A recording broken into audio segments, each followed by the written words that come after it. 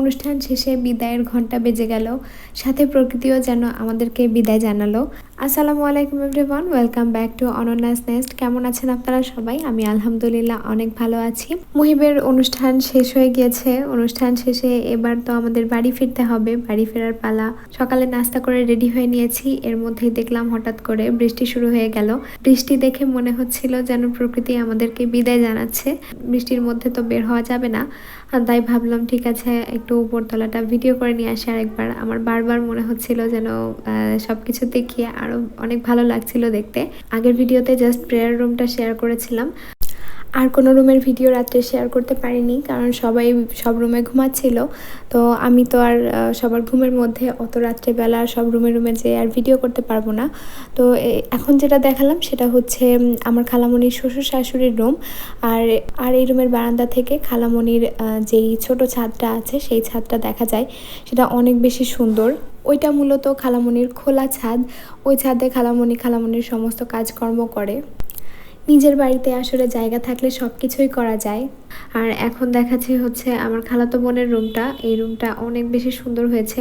আর রুমটা টোটালি হচ্ছে হোয়াইট কালারের ক্যাবিনেট করা হয়েছে, অনেক বেশি সুন্দর লাগছিল দেখতে। তারপরেই তো এটা হচ্ছে খালামণির যে ওপেন স্পেস আছে ডাইনিংয়ের সামনে, এখানে ওপেন স্পেস রাখা হয়েছে। এই স্পেসটা অনেক বেশি সুন্দর। এই গাছগুলা বা এখানে আর্টিফিশিয়াল ফ্লাওয়ার রেখেছে খালামণি, যার জন্য আরও বেশি সুন্দর লাগছে দেখতে। এই জায়গাটাতে তো আমরা অনেক অনেক অনেক ছবি তুলেছি। এই জায়গায় ছবিগুলোও অনেক বেশি সুন্দর হয়। আর এই তো তারপরে এটা হচ্ছে উপরের ফ্লোরের কিচেনটা। এটা এখনও যেহেতু এটা ব্যবহার করা শুরু হয়নি, এটা হয়তো এখন ব্যবহার করবেও না। যখন খালাতো ভাইরা বড় হবে, ওরা বিয়ে শাদী করবে, ওদের বউরা আসবে, তখন হয়তো এই কিচেনগুলো ব্যবহার শুরু হবে। যদিও আমি জানি না। তারপরেই তো আসলাম খালামণির রুমটা দেখাতে। খালামণির বেডরুমটা কমপ্লিট হওয়ার পর অনেক অনেক অনেক বেশি সুন্দর লাগছে। কাঠ দিয়ে ক্যাবিনেট করলেও যে সেটা এত সুন্দর লাগে আমি দেখিনি আগে। ভাবতাম হয়তো বোর্ডের ক্যাবিনেটগুলোই সুন্দর লাগে দেখতে, তো কাঠের ক্যাবিনেট করাতে আসলে এটা অনেক বেশি গর্জিয়াস আর অনেক রাজকীয় একটা ভাইব আসে। তো এই তো তারপর হচ্ছে আমরা যেহেতু চলে যাব, এখন একদম রেডি হয়ে নিয়েছি। বৃষ্টি ছিল, সেই জন্য আসলে আমি সব কিছু ভিডিও করে বেড়াচ্ছিলাম, ঘুরে ঘুরে, কোনো কাজ ছিল না। ভিডিও করতে করতে আমি টায়ার্ড হয়ে গিয়েছি, তাও আমার ভিডিও করাই শেষ হচ্ছিল না। তো এই তো তারপরে হচ্ছে সবাই ডাকাডাকি করছিল যে চলো অনেক দেরি হয়ে যাচ্ছে। তারপর আসলাম আমি এই মিররটার সামনে একটু ভিডিও করে নেওয়ার জন্য। এই মিররটা অনেক সুন্দর লাগে, এটা সাধারণত বিভিন্ন বড় বড় পার্লারে দেখা যায়। খালামণি বাড়িতে করে দিয়েছে।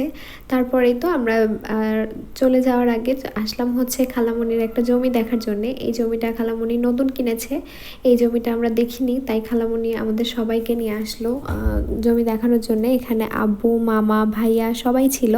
তো এই তো আমরা সবাই এই জমিটা দেখে এখন চলে যাচ্ছি। যাওয়ার পথে খালামণির আরেকটা জমি আছে, সেটা দেখে যাব। হচ্ছে খালামণিদের গাড়িটা হচ্ছে আমাদেরকে দিয়ে আসবে, যেহেতু আমরা অনেকে আছি, মেজো মামিমারা আছে, ছোট মামিমারা আছে, সবাই মিলে যাওয়ার জন্য তো একটা ব্যবস্থা হওয়া দরকার। তো আঙ্কেল হচ্ছে বলল যে ঠিক আছে, সমস্যা নেই, গাড়ি দিয়ে আসবে যে। আর আমরা হচ্ছে আমাদের গাড়িতে যাচ্ছিলাম। তারপরেই তো এখানে আসলাম খালামণির আরেকটা জমি দেখতে। এইটা হচ্ছে খালামণির একদম প্রথম জমি। এই জমিটা খালামণি সর্বপ্রথম এই জমিটাই কিনেছিল। এই জমিটা যখন কিনেছিল তখন আমার ভাই বোনগুলো সব একদম ছোট্ট ছোট্ট ছিল। এখন ওরা সবাই বড় হয়ে গিয়েছে, তার মানে এই জমিটার বয়স অনেক বছর। এটা আসলে একজনের বাড়ি ছিল, খালামণি টোটালটাই কিনে নিয়েছিল, তারা আসলে বিক্রি করে দিয়ে রেখে অন্য জায়গায় চলে যাচ্ছিল। তারপরে হচ্ছে খালামণি সুন্দর মতো প্রাচীর দিয়ে নিয়েছে। তারপরেই তো আমরা খালামণিদেরকে বিদায় জানিয়ে চলে আসলাম। আমরা সবাই যখন চলে আসছিলাম, খালামণি অনেক বেশি ইমোশনাল হয়ে পড়েছিল। আসলে কয়েকটা দিন একসাথে থাকা হয়েছিল, এখন একদম ফাঁকা হয়ে যাবে। আর আসার সময়ও পথে বেশ অনেকটাই বৃষ্টি হয়েছে। ভাইয়া যেহেতু অনেক ভালো ড্রাইভ করতে পারে, তো কোনো রকম কোনো অসুবিধা হয়নি। তারপর আমি ঘুমিয়ে গেছিলাম, আর এই তো চলে আসছি বাড়িতে। এই যে খালামণিদের গাড়ি মামিদেরকে নামিয়ে রেখে চলে গেল। আর একবারে পরের দিন দুপুরবেলা শেয়ার করছি, হঠাৎ করে আমাদের এখানেও অনেক বৃষ্টি শুরু হয়ে গেল, অনেক বৃষ্টি হচ্ছিল, একদম ভিডিওতে বোঝা যাচ্ছে না। আমি বেশ খানিকক্ষণ বারান্দায় দাঁড়িয়ে একটু ভিডিও করলাম, তারপর তারপরে হচ্ছে জানালায় দাঁড়িয়ে একটু ভিডিও করছিলাম। বৃষ্টি হওয়ার পরে গাছগুলো দেখতে অনেক বেশি সুন্দর লাগে, পাতাগুলো একদম ফ্রেশ হয়ে থাকে। তারপরেই তো সন্ধ্যাবেলায় একটু নাস্তা বানিয়ে নিচ্ছিলাম। আমি হচ্ছে এখানে আলু গাজর দিয়ে একটা স্যান্ডউইচ মতো বানাবো পাউরুটির সাথে।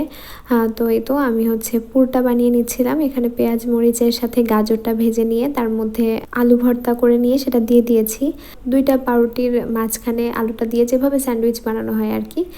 তারপরেই তো হচ্ছে এরপর একটা ব্যাটার করে নিয়েছিলাম আটার সাথে সব ধরনের স্পাইসেস মিশিয়ে।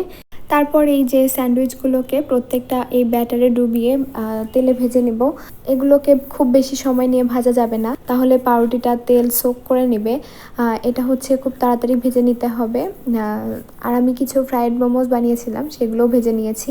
এই তো আজকের ভিডিওটা এ পর্যন্তই। সবাই ভালো থাকবেন। আল্লাহ হাফেজ।